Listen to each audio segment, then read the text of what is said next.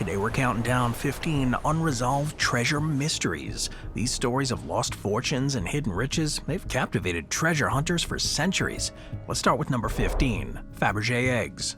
Fabergé eggs are one of the most sought-out luxury antiques on the planet, a collection of egg-shaped jewels. They were created for the Russian royal family by Peter Carl Fabergé between 1885 and 1917.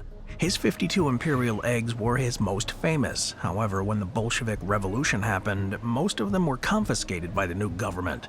In the confusion, 6 of them simply disappeared. To this day, their whereabouts are unknown. However, if found, they would easily be worth more than 15 million bucks. Number 14, Dutch Schultz's treasure. Dutch Schultz was a bad guy, considered to be one of New York's most notorious and profitable gangsters during the 1920s and 30s. He was eventually shot by higher-ups for disobeying orders and passed away not long after. Yet before his death, it's been said that he managed to get his hands on a special airtight and waterproof safe. He reportedly placed $7 million in cash and bonds into it, and he hid it in New York's Catskill Mountains. Yet to this day, nobody's ever managed to locate it. Number 13, the Ark of the Covenant. Of all the biblical relics out there, few are as important as the lost Ark of the Covenant. It's said to hold the 10 Commandments given to God by Moses. Well, for centuries, the Ark was in the hands of the Israelites. However, in 587 BC, the Babylonians destroyed Jerusalem and took the Ark of the Covenant with them. To this day, where it was hidden remains uncertain, making it one of the most spiritually significant lost treasures on the planet. Number 12, the Nazi Gold Train. While most experts say it's an urban legend, there is a chance that a train full of Nazi gold is out there. The story goes that in the final months of World War II, a Nazi armored train laden with gold and other treasures left Poland bound for Germany. Yet rather than reach its stated destination, it's believed to have entered either an abandoned coal mine or a tunnel system under a castle, which is part of an unfinished top-secret Nazi construction effort known as Project Reese. If this train was found, it would reportedly have more than 300 tons of gold, jewels, weapons, and artistic masterpieces. Yet to date, no evidence of its existence has been found. Number 11, the Honjo masamune sword. If your American grandparents fought in Japan, you may want to poke around your attic. That's because it may just be the resting place of the lost Honjo masamune sword. This sword was supposedly created by a master swordmaker, Goro Nyudo Masamune, in the 13th or 14th century, and it's named after Honjo Shigenaga, who took it as a prize after a 16th century battle. The sword later came into the possession of Tokugawa Ieyasu, who was notable for being the first shogun of Japan. While the sword was passed down through the Tokugawa family for generations, at the end of World War II it was looted by American soldiers, and while it may have been destroyed, there's also a chance that it was covertly brought back to America. Number 10, Flor de la Mar. At its height, the Flor de la Mar was one of the prides of the Portuguese royal fleet, a treasure ship. Its main purpose was to ship goods between Portugal and India, and for about a decade it managed to do this exceptionally well. However, it was when the ship had perhaps its greatest booty that it all went down the drain. You see, in 1510 she came under the command of a legendary general, statesman, and admiral, Alfonso de Albuquerque. De Albuquerque had the ship in his fleet when he conquered Goa and Malacca, and after looting the palace of the Sultan of Malacca, filled this ship with his riches and sent it back to Portugal in late 1511. Yet the journey proved to be short-lived. After getting caught in a storm off the coast of Sumatra, the Flor de Mar sank, while de Albuquerque managed to survive the disaster by escaping in an improvised raft. The cargo was lost. To this day, it lies undiscovered on the seabed, and it's still claimed by Portugal, Indonesia, and Malaysia, as all 3 countries hope to find and salvage the treasure to fill their own coffers. Number 9, the Tsar's treasure. In 1903, the RMS Republic collided with another ship off the coast of Massachusetts and sank. This was a problem because it reportedly housed some serious valuables. This included a loan repayment by Tsar Nicholas to U.S. banks that included over 40 tons of Gold Eagle coins, 7 tons of mixed coins to pay the U.S. Navy's Great White Fleet, and hundreds of millions of dollars in passenger valuables. While what exactly is left is unknown, in June the shipwreck recovery company Lords of Fortune LLC is set to recover the ship. According to their estimates, there may be the modern equivalent of $10 billion in valuables on board. Now, what's interesting about this treasure, it's been subject to a massive legal battle. You see, when the treasure sank, the US government opted to forgive Russia the debt. This was because Russia was on the brink of political and financial collapse, and due to the geopolitics of the day, it was important that Tsarist Russia be kept in power as a balance against Germany. However, this act of debt forgiveness caused the US government to lay claim to all the gold aboard the ship as a form of repayment. Yet after 10 years of litigation, the court dismissed the US government's claims with prejudice. This is because the US government seized Tsarist assets after recognizing the Soviet Union in 1933. Therefore, if they were to take the gold, they would essentially be repaying themselves twice. As such, in 2011, Lords of Fortune LLC was awarded legal title to the wreck and all of her cargoes. While expensive legal battles aside, Lords of Fortune has quite the mountain to climb. After all, a minimum of $7.5 million is needed to reach the gold chamber, and the total expense is expected to fall in the range of $20 to $25 million. Yet, if estimates of there being $10 billion in cargo are correct, then Lords of Fortune will become obscenely wealthy. However, if these estimates are off, then the Lords of Fortune will be in a multi-million-dollar hole. Number 8. The Great Bell of Dhammazedi. In the late 15th century, Myanmar was in the middle of a golden age, and it was with this wealth that King Dhammazedi decided to create a massive bell. Upon this announcement, the king's astrologer advised him to postpone its creation. After all, they were at an inauspicious time of the crocodile constellation, and he predicted the bell wouldn't produce any sound. Well, yet despite the astrologer's protest, the king went ahead with his plan, and clearly this was to his detriment. First and foremost, the bell apparently made an unpleasant sound. But despite this, the king planned to have it mounted, and at roughly 6 meters by 4 meters, it was the largest bell ever produced, and it was made of medley of silver, copper, gold, and tin. Thus, with little ado, it was put atop a pagoda. This is a great gilded stupa, or temple, which survives to this day. And by all accounts, it looked incredible. However, the bell wouldn't stay there for long. By the 1600s, Myanmar's kingdom had begun to falter, and by taking advantage of internal cultural divisions, a Portuguese warlord and mercenary by the name of Filipe de Brito took advantage of the situation to take control of the area and steal the bell. De Brito and his men rolled it down a hill, put it on a raft, and had it tugged by a team of elephants to a nearby river, and then attached it to his flagship for the journey across the river to a place where it would be melted down and made into a cannon. Unfortunately for De Brito, it proved way too heavy, and at the confluence of the Bago and Yangon rivers, the raft broke up and the bell sank to the bottom, taking Brito's ship with it. While finding the bell may sound rather easy, its location is actually quite difficult to determine.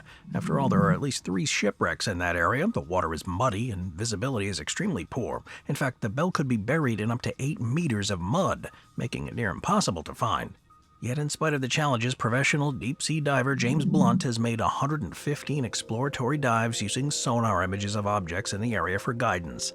Yet even he has been unsuccessful, making the chances of any average Joe finding the thing to be slim to none. Moving on to number 7, the Second Temple Menorah.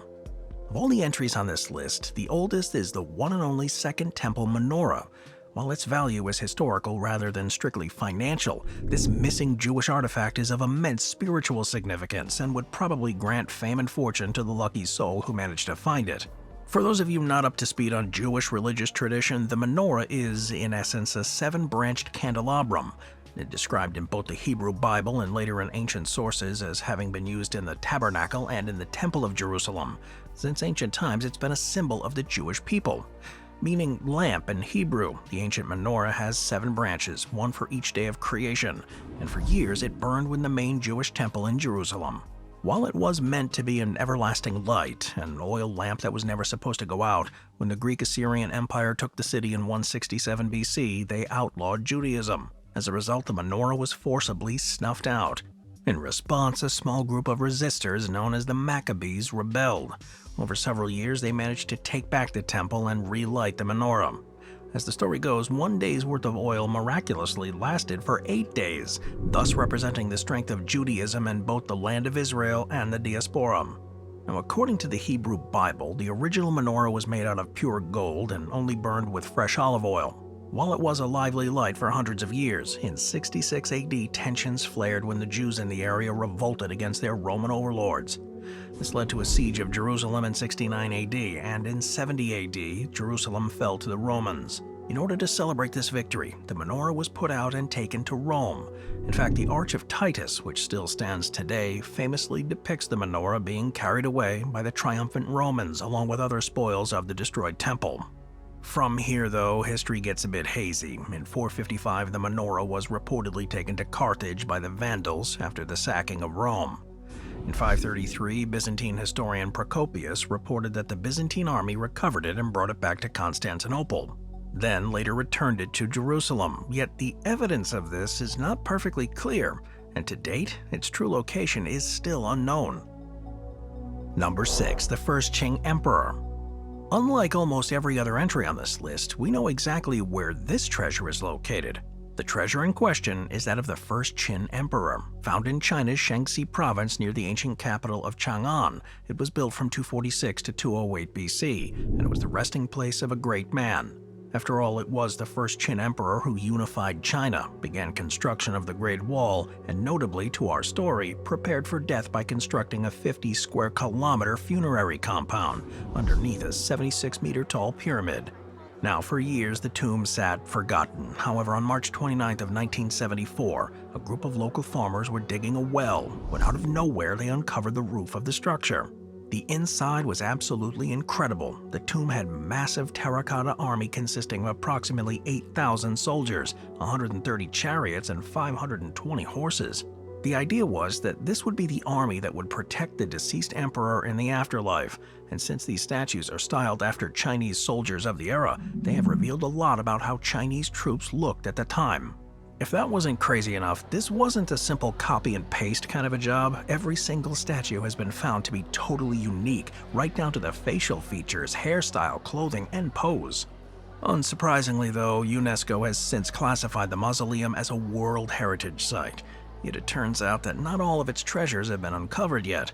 That's because the tomb itself remains unexcavated, lying within an inner wall and beneath a four-sided pyramid mound that was originally landscaped to appear as a low wooded mountain. It's reportedly home to a vast underground palace.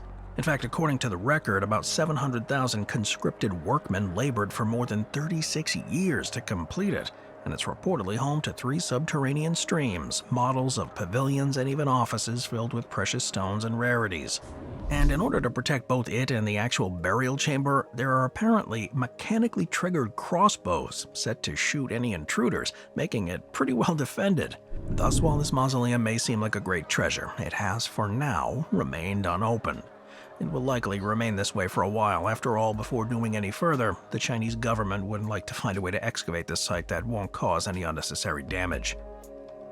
Number 5. The Treasure of Amaro Pargo. During his lifetime, Amaro Pargo was a dangerous guy. He was considered to be one of the most notorious corsairs during Spain's golden age of piracy. He was somewhere between a soldier and a pirate. After all, while he worked for the Spanish crown, he was able to capture foreign ships at times of war. And capture he did, prowling the route between Cadiz and the Caribbean. On several occasions, he attacked ships belonging to Spain's enemies, most notably those from England and Holland. He was so prolific that he came to be regarded as the Spanish equivalent of Francis Drake, and he was even given certification of nobility and royal arms in 1727 in recognition of his services to the crown. While his family was affluent, Amaro Pargo eventually had an affinity for the less fortunate. After all, he was famous for his frequent religious donations. As you might imagine, a man like Amaro Pargo had a lot of money, and in his will he wrote that he had much of it in a box that he kept in his cabin. This box of treasure contained his spoils of war, including silver, gold, jewelry, pearls, and precious stones, all of which were itemized in a book wrapped in parchment and marked with the letter D. Yet to date, both the location of the book and the treasure within remain unknown. Over the years, the house of Amaro Pargo has been ransacked by treasure hunters, while others have looked for it in a cave of San Mateo. Yet despite these efforts, the treasure has not been located and it's still up for grabs. It is worth noting, though, that in November of 2013, a team of scientists did some forensic work on Pargo's body in a bid to learn more about him. When his tomb was exhumed, the team made a discovery. While the historic record noted that Pargo was buried alongside his parents and a servant, his burial site contained 6 more people alongside, some incomplete remains of babies. It's believed that some of these people were nephews or great-nephews of Amaro Pargo, and while this likely coming from the belief that it was necessary to bury unbaptized children next to an adult, it's said that the adult would guide them to heaven. Well, in any case, this exhumation didn't reveal any additional clues about the treasure, making its location anyone's guess. Number 4. The Fenn Treasure. While the Fenn treasure was located a few years ago, the mystique surrounding it gives it a spot on this list. The Fenn treasure is named after a certain Forrest Fenn. Fenn began his working life as a pilot in the U.S. Air Force. He spent much of his time fighting in Vietnam, where he flew over 300 combat missions and attained the rank of major. After his retirement from the Air Force, him, his wife, and a business partner opened up an art gallery in Santa Fe, New Mexico. The shop sold a variety of Native American artifacts, paintings, bronze sculptures, and other art, and reportedly grossed over $6 million a year. Yet in 1988, tragedy struck when Fenn was diagnosed with cancer and given a prognosis that was likely terminal. This prognosis inspired him to create a treasure with the purpose of creating a public search for it.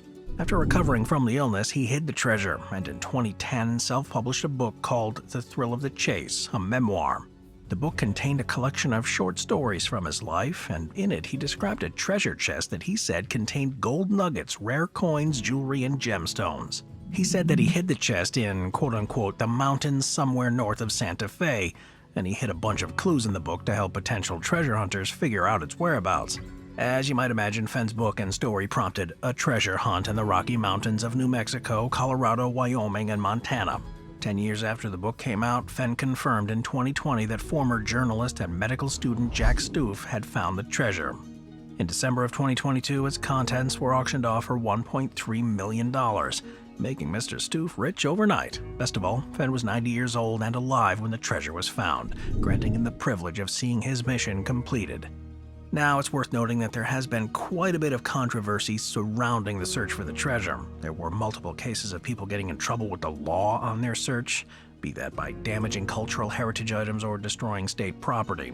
There were also some tragic events. 5 people passed away while looking for it, while others had to be rescued out in the wilderness.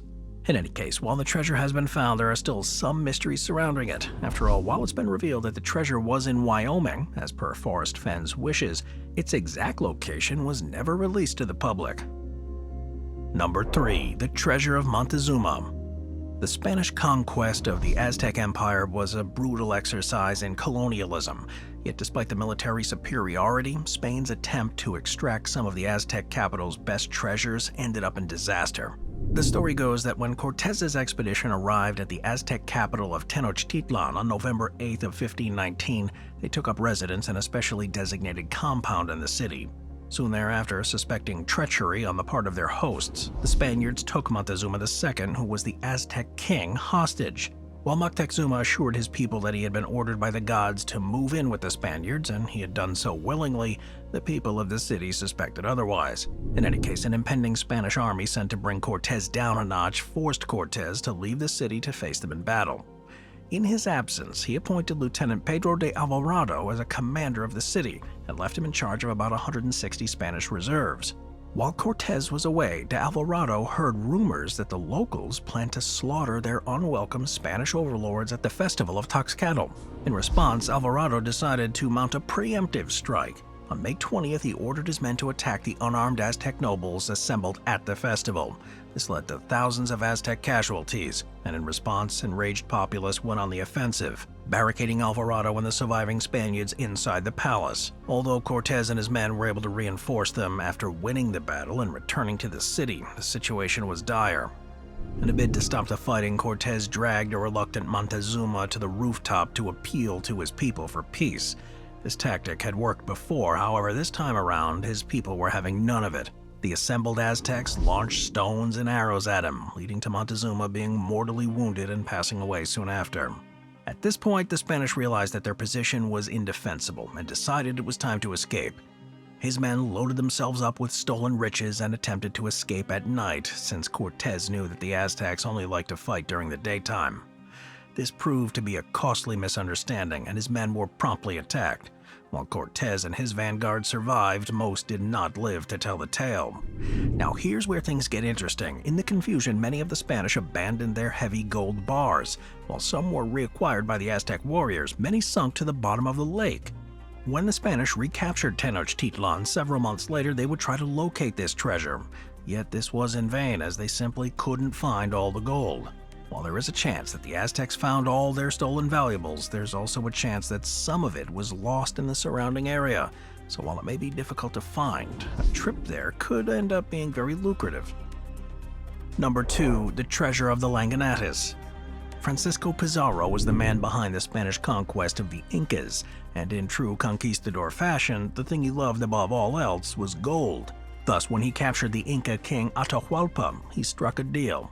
In exchange for a room filled with gold and another equally large room filled with silver, Pizarro agreed to grant Atahualpa his freedom. Now, the reality of the situation is that this was probably a money grab. After all, it's more likely than not that Pizarro would have just kept Atahualpa in prison anyway, yet he likely saw this as his only way out and ordered an Inca general by the name of Rumiñahui to deliver the gold for him. However, Pizarro didn't trust anyone, and instead of waiting to decide to renege on the promise and put an end to the king's life before the last and largest ransom payment was delivered, upon hearing this, the general, who was in the process of transporting an enormous amount of gold, decided to stop in his tracks. Rather than deliver the goods, he opted to hide the gold deep in the rainforest. He sent his porters east to the areas that even today are uninhabited, while he himself is believed to have buried some treasure in either a cave or a lake. Now, the story of this gold is steeped in legend. There's a lot of doubt as to what the specifics are. However, what most stories seem to corroborate is that most of the treasure is hidden in the Llanganates, a remote mountain range lying at an altitude between 2,500 and 4,000 meters. It's located on the eastern edge of Ecuador's Avenue of Volcanoes, which is an area where remote highlands straddle the dense vegetation of the Amazon. According to reports, the first person to come across some treasure was a Spaniard by the name of Valverde. The story goes that about 50 years after Atahualpa's death, his Incan bride's family told him where some of the gold lay. He became rich as a result, and when he died, he left a series of written directions to its location that are collectively known as the Derrotero del Valverde. On his deathbed, he reportedly bequeathed the Derrotero to the Spanish crown, yet the search party sent out to find the treasure was unsuccessful. The story of the treasure remained rather dormant until about 1850. It was in this year that an English botanist named Richard Spruce traveled to Ecuador to study the cinchona tree, whose seeds were a key ingredient in the anti-malarial drug quinine. While he managed to do a lot of good, after all, he recorded a plethora of different plants and made historically helpful records of the languages of 21 different indigenous tribes, he also managed to unearth what is said to be Valverde's account on an accompanying map. This was reportedly a copy drawn by a certain Anastasio Guzman. Antonio was a botanist by trade and had allegedly created the map using clues provided by Valverde.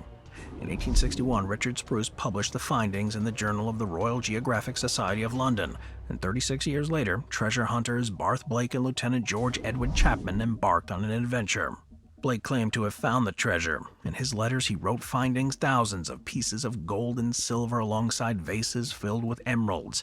Blake took some of the riches with him, with the intention of returning to bring back more. However, while en route to New York, he was reportedly pushed overboard and never seen again. Ever since, many have tried to find this treasure, but seemingly all people have failed. Some have even lost their lives in the attempt. Mark Honigsbaum, one of the last credible scholars to make the trip, put it well when he said, quote, "We're dealing with the frontier land between fact and fiction. We know Atahualpa's gold existed because it's recorded in the Spanish Chronicle, and it's recorded that a large convoy of gold was on its way from Ecuador. After that, the best and most persistent stories revolve around the Llanganates. My own feeling, though, is that gold was probably taken out centuries ago. If not, and it's still there, I think it's lost forever, because those mountains are so vast and inaccessible that you're looking for a needle in a haystack." End quote. Number 1. The Treasure of Lima.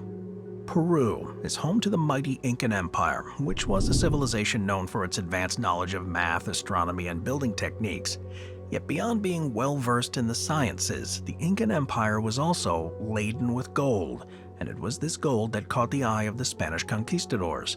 In a matter of years, they took advantage of civil unrest to essentially bring down the empire and bring the lands of the Inca under their control, and in the process they amassed untold amounts of wealth. It was this wealth that made Spain one of the richest countries on the planet, yet this windfall didn't last forever. By the 1800s, Spain began to have difficulties controlling its colonies due to wars of independence in South America. Lima was no exception, and in 1820 the city came under heavy pressure and had to be evacuated by the Spaniards during the Peruvian War of Independence. The Spanish saw such an event as inevitable, and so months before, the Viceroy of Lima decided to transport the city's fabulous wealth to the more stable colony of Mexico for safekeeping. The treasures included jewels, stones, candlesticks, and 2 life-size solid gold statues of Mary holding the baby Jesus. All told, the treasure is believed to be worth the modern equivalent of about $273 million. Unfortunately for the Spanish crown, they chose the wrong man for the transport job. Rather than enlisting one of their own, they hired British Captain William Thompson to do the deed. This proved to be a mistake, after Thompson and his crew opted to turn pirate, ending the lives of all the Spanish soldiers and priests on board and taking the treasure for themselves. In order to keep it safe, Thompson and his men headed for Cocos Island off the coast of present-day Costa Rica. It's here that the men allegedly buried the treasure. The plan was for the men to split it up and lie low until the situation had calmed down, allowing them to return and divvy up the spoils at a later date. Those plans were dashed when Thompson's ship was captured by the Spanish and sent to trial for piracy. In a plea deal, Captain Thompson and his first mate James Alexander Forbes escaped hanging in exchange for leading the Spanish to the stolen treasure. They took them to the islands, but once landing, escaped into the jungle, never to be seen again. While there are reports that Captain Thompson settled in California and first mate Forbes in Newfoundland, nobody knows for sure, and to this day the whereabouts of the treasure are a mystery. Now, there's a good chance that the men went to their stash and took at least some of the treasure with them.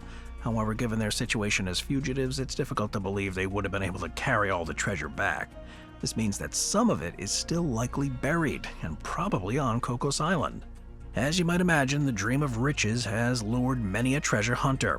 The first recorded treasure hunting expedition was that of John Keating. He supposedly befriended Thompson, and at some point Thompson gave him a map to the treasure. Keating claims to have retrieved some of the gold and jewels, however, like Thompson, he couldn't take all of it, and on his deathbed, Keating said that a massive amount of treasure still laid there. The next major treasure finder was a certain August Gissler. This German had brought together a group of tobacco farmers, and after some propositioning, the Costa Rican government allowed him to set up a colony on their behalf. From 1889 to 1908, he lived on the island, dedicating much of his time to finding the treasure. Yet despite his multi-year effort, all he had were 6 gold coins to show for it. In fact, to date, nobody has publicly announced that they found the treasure, and while there is a chance that it's no longer there at all, if it is, the potential profits would be massive. It's also worth noting that the Treasure of Lima may not be the only set of valuables stashed on this island. One such example is the treasure of Benito Bonito. Throughout his pirating career, he allegedly stole over 300 tons of gold, and according to legend, buried his treasures in a deep tunnel in the Wafer Bay area on Cocos Island. Yet his treasure has never been found, and according to some historians, it's more than likely than not that Bonito is simply a mythical figure. In any case, it's worth mentioning that the Costa Rican government has banned entry due to the more than 500 expeditions that have attempted to strike it rich on the island. So, if you want to find a treasure like this for yourself, you'll have to get the permission from the Costa Rican government, which in all likelihood would be extremely challenging. Thanks for watching, everyone. I'll see you in Costa Rica. Thank you to our channel members.